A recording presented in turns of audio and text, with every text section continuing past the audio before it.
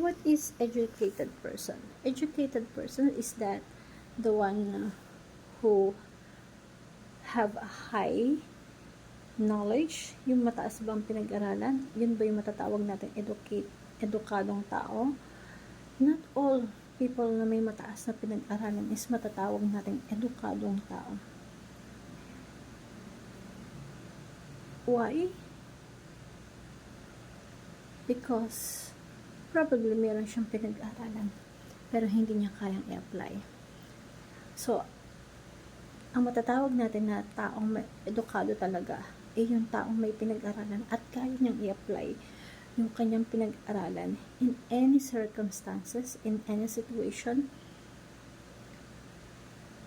It depends or is vary kung sino yung kaharap din niya, kaya niyang i-apply kung ano yung pinag-aralan niya. Not for the sake of his own purpose or for the sake of his own righteousness, but for the sake of all dynamic. Hindi pwedeng, sabi nga, when you have power, you have knowledge. When you have knowledge, you have power. Not someone that stored knowledge in his head, but don't apply it.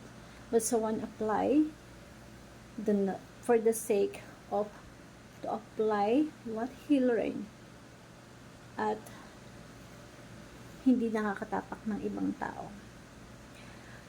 Most people acquired knowledge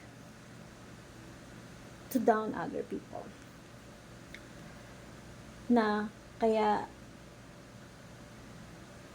dapat hindi. Dapat ang purpose or ang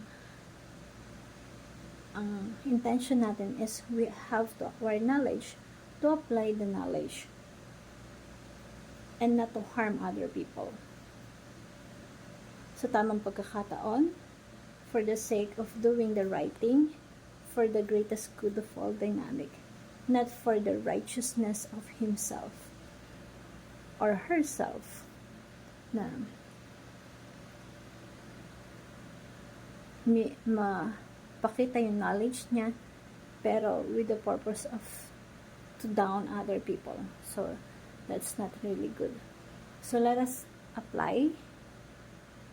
Being educated is when you know how to apply what you learn in the right aspect, in the right situation, not to harm other people, but for the greatest good of all dynamic and for the great things of all things.